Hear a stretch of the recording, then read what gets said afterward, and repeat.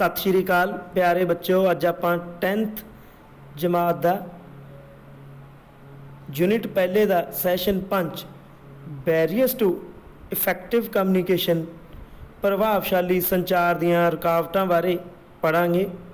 सब तो पहला प्रभावशाली संचार दे 7 सी का जो निज़म है वो ध्यान विच रखना है, ताकि जो भी असीं किसी नूं साडी जानकारी नूं दूजे तक पहुँचाउणा चाहुंदे हां, संचार करना चाहुंदे हां, वो प्रभावशाली होवे।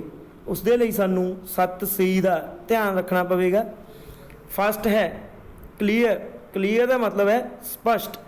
साडा संदेश स्पष्ट होना चाहिए है, ताकि असीं जो कहना चाहुंदे हां वो पूर्ण रूप विच दूजे नूं समझ आ जावे। सैकेंड है कॉन्साइज, संखेप। सधारण शब्दावली अते मतलब दे शब्द सानू बोलने चाहिए हैं। थर्ड है कॉन्क्रीट, ठोस। सही शब्दों का प्रयोग करना चाहिए है। चौथा है कॉरैक्ट, सही। स्पैलिंग, भाषा ते व्याकरण की सही वरतों करनी चाहिए है। पंजवा है कोहेरेंट, अनुकूल। शब्दों का संयोग होना चाहिए है अते शब्द गलबात के विषय अनुसार ही होने चाहिए हैं। छेवां है कंप्लीट, संपूर्ण। जो साडा संदेश है उस विच संपूर्ण रूप विच सारी जानकारी शामिल होनी चाहिए है। सतवां है कॉटियस, निमर।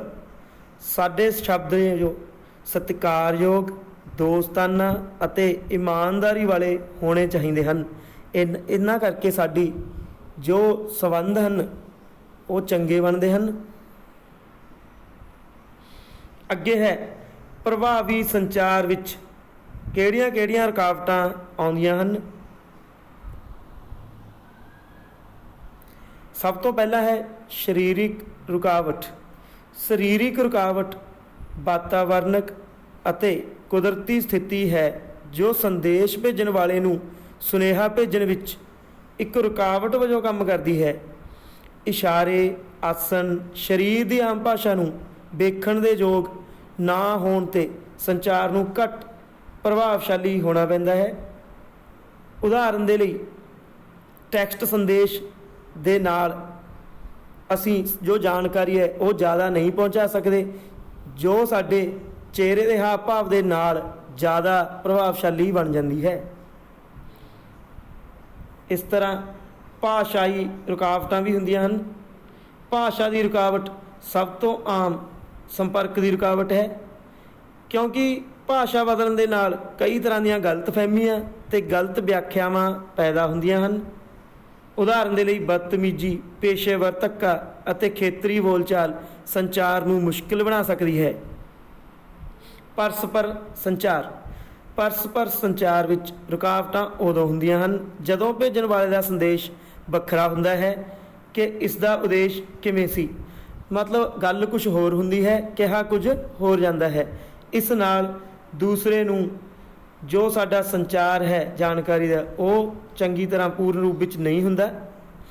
भावनावां अधूरियां रह जांदियां हन। उस दे विच पड़ाव दा डर, संचार करन दी इच्छा की घाट, व्यक्तिगत मतभेद संचार विच आपसी रुकावटां पैदा कर सकते हैं। जथेबंदी दीआं रुकावटां। संस्थावां रस्मी लड़ीवार मापदंडां, नियमां अते नियमां दे आधार ते तैयार कीतीआं जांदियां हन। कोई भी संस्था ਉਹਦੇ रूल एंड ਰੈਗੂਲੇਸ਼ਨਸ ਹੁੰਦੇ ਹਨ, ਆਪਾਂ ਇਹ ਕਹਿ ਸਕਦੇ ਹਾਂ, ਜਿਸ ਨਾਲ ਸੁਤੰਤਰ ਪ੍ਰਵਾਹ ਹੁੰਦਾ ਜਿਹੜਾ ਸੰਚਾਰ ਦਾ ਉਹ ਚੱਲਦਾ ਰਹਿੰਦਾ ਹੈ। ਇਸ ਦੇ ਪ੍ਰਬੰਧਨ ਦੀ ਕਿਵੇਂ ਜ਼ਰੂਰਤ ਹੈ। ਇੱਕ ਰਸਮੀ ਸੰਗਠਨਾਤਮਕ ਢਾਂਚੇ ਵਿੱਚ ਉੱਤਮ ਅਧੀਨ ਰਿਸ਼ਤੇ ਸੰਚਾਰ ਦੇ ਸੁਤੰਤਰ ਪ੍ਰਵਾਹ ਵਿੱਚ ਰੁਕਾਵਟ ਹੋ ਸਕਦੇ ਹਨ। ਨਾਲ ਹੀ ਕਈ ਵਾਰ ਢਾਂਚੇ ਜੋ ਸਖਤ ਨਿਯਮਾਂ ਦੇ ਕਾਰਨ कारगुजारी का पालन करते हैं, कर्मचारियों नूं अपने हानियां नाल भी गलबात करना मुश्किल लगता है। ये भी कह सकते हैं आपां कि ज़्यादा जो स्ट्रिक्ट रूल्स होंदे ने उहदे नाल भी काम बिगड़ता है। उसनूं कह सकते हैं जथेबंदी दीआं रुकावटां। जिवें कई इस तरह के रूल लागू किए जाते हैं जिन्हां नाल एक दूजे नाल गलबात करन दे विच कुछ फर्क रह जाता है, जिस नाल जो काम है वो समूथली जिहड़ा रन नहीं करता। अगे है सभ्याचारक रुकावटां। ਉਦੋਂ ਹੁੰਦੀਆਂ ਹਨ ਜਦੋਂ ਵੱਖ-ਵੱਖ ਸੱਭਿਆਚਾਰਾਂ ਦੇ ਲੋਕ ਇੱਕ ਦੂਜੇ ਦੇ ਰਿਵਾਜਾਂ ਨੂੰ ਸਮਝਣ ਤੋਂ ਅਸਮਰਥ ਹੁੰਦੇ ਹਨ। ਨਤੀਜੇ ਵਜੋਂ ਅਸੁਵਿਧਾ ਜਾਂ ਮੁਸ਼ਕਿਲ ਦਾ ਹੱਲ ਕਰਨਾ ਪੈ ਸਕਦਾ ਹੈ। ਇਸ ਤਰ੍ਹਾਂ ਦੀ ਰੁਕਾਵਟ ਦੇ ਨਾਲ ਕਈ ਤਰ੍ਹਾਂ ਦੀਆਂ ਅਸੁਵਿਧਾਵਾਂ ਜਾਂ ਮੁਸ਼ਕਿਲਾਂ ਆ ਸਕਦੀਆਂ ਹਨ। ਇਸ ਦੇ ਲਈ ਇੱਕ ਦੂਜੇ ਦਾ ਸੱਭਿਆਚਾਰ ਸਮਝਣਾ ਜ਼ਰੂਰੀ ਹੈ। ਅੱਗੇ ਹੈ ਪ੍ਰਭਾਵਸ਼ਾਲੀ ਸੰਚਾਰ ਵਿੱਚ ਰੁਕਾਵਟਾਂ ਨੂੰ ਦੂਰ ਕਰਨ ਦੇ ਤਰੀਕੇ। ਹੁਣ ਇਹ ਤਾਂ ਸਨ ਰੁਕਾਵਟਾਂ, ਇਹਨਾਂ ਨੂੰ ਦੂਰ ਕਰਨ ਲਈ ਅਸੀਂ ਕੀ ਕਰਾਂਗੇ। ਪਹਿਲਾ ਹੈ ਸਾਧਾਰਨ ਭਾਸ਼ਾ ਦੀ ਵਰਤੋਂ ਕਰੋ। ਸੱਭਿਆਚਾਰ, ਧਰਮ ਜਾਂ ਭੂਗੋਲ ਬਾਰੇ ਧਾਰਨਾਵਾਂ ਨਾ ਬਣਾਓ। ਜਿੰਨਾ ਸੰਭਵ ਹੋ ਸਕੇ ਵਿਅਕਤੀਗਤ ਵਿੱਚ ਗੱਲਬਾਤ ਕਰਨ ਦੀ ਕੋਸ਼ਿਸ਼ ਕਰੋ। ਦੂਜਾ ਹੈ ਵਿਜ਼ੂਅਲ ਦੀ ਵਰਤੋਂ ਕਰੋ। ਵਿਜ਼ੂਅਲ ਦਾ ਮਤਲਬ ਹੈ ਜੋ ਚੀਜ਼ ਦਿਖ ਰਹੀ ਹੈ ਉਸ ਤੋਂ ਜ਼ਿਆਦਾ ਜਾਣਕਾਰੀ ਮਿਲਦੀ ਹੈ। ਇਹਨਾਂ ਚੀਜ਼ਾਂ ਨੂੰ ਜ਼ਿਆਦਾ ਵਰਤੋ।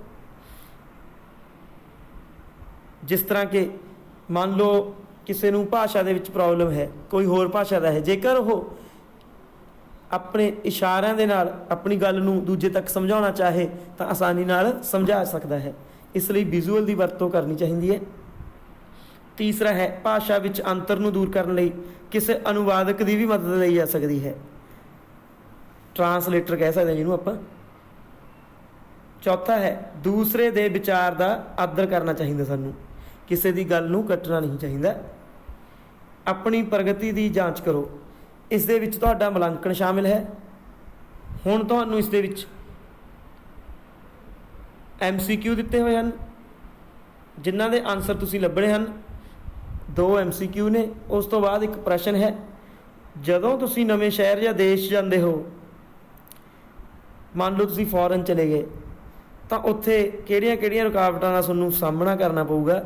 ਤਾਂ ਉੱਪਰ ਵਾਲਾ ਸਾਰਾ ਜੋ ਥਿਊਰੀ ਹੈ ਉਸ ਨੂੰ ਪੜ੍ਹ ਕੇ ਤੁਸੀਂ ਇਸ ਦੇ ਆਨਸਰ ਆਪਣੀ ਭਾਸ਼ਾ ਦੇ ਵਿੱਚ ਲਿਖਣੇ ਨੇ। ਧੰਨਵਾਦ।